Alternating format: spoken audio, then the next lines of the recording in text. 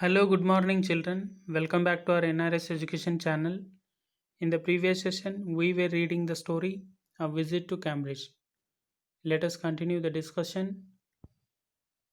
In the earlier session, we came to know that the author Firdos Kanga visited Cambridge University and he wanted to meet the famous scientist Stephen Hawking.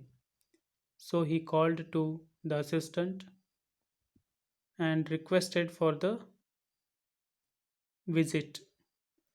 So the assistant informed him that he could meet him from 3:30 to 4 o'clock. The author Firdos Kanga was very happy. He got an opportunity to meet the famous scientist Stephen Hawking. Today let us see how they interact each other.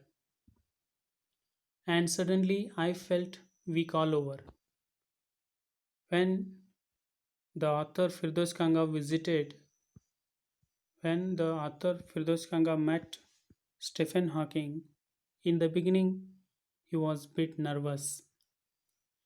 Growing up disabled, you get fed up with people asking you to be brave. Growing up disabled, growing like physically challenged, growing like differently abled makes bored because people always suggest the persons who are physically challenged to be brave. They normally think that those who are physically challenged or differently abled are not brave enough, right? As if you have a courage account on which you are too lazy to draw a check. That the comparison is made to a bank process.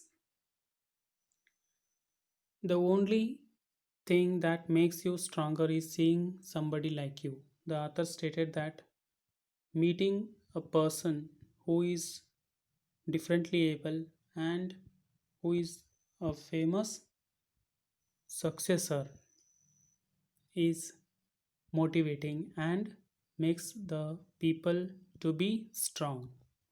The only thing that makes you stronger is seeing somebody like you. Stephen Hawking was differently abled and he was the famous scientist. That personality makes the ordinary people stronger, right? Achieving something huge, then you know how much is possible and you reach out further than you ever thought you could. You you are differently able, being a person who is physically challenged, differently abled. You achieved a lot, you achieved a huge. I haven't been brave, said his disembodied computer voice. The next afternoon I have had no choice. For that, the scientist Stephen Hawking replied, I haven't been brave. That he had not been brave, said his disembodied computer voice. Disembodied means free from the body.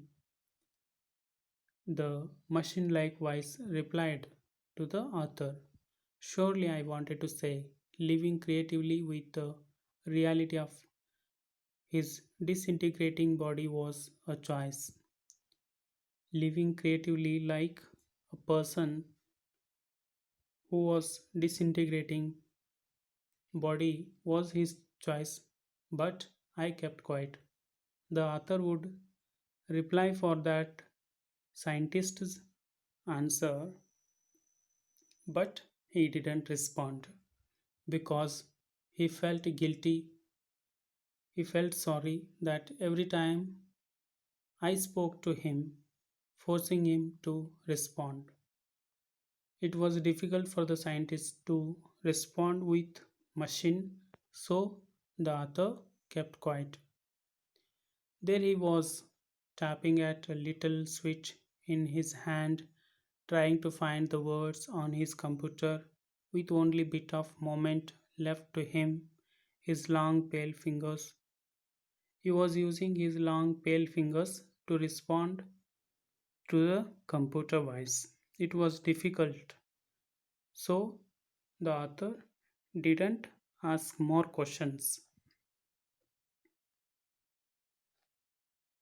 Every so often his eyes would shut and frustrated exhaustion, and sitting opposite him I could feel his anguish.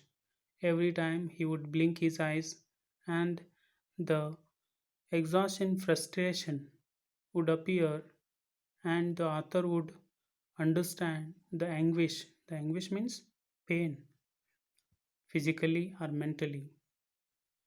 The mind buoyant with thoughts that came out in frozen phrases and sentences stiff as corpus. The mind would understand the floating thoughts. This is about the today's session. Read these two paragraphs. Let us continue the conversation in the next session, which was taken place between the scientist and the author. Thank you. Have a nice day.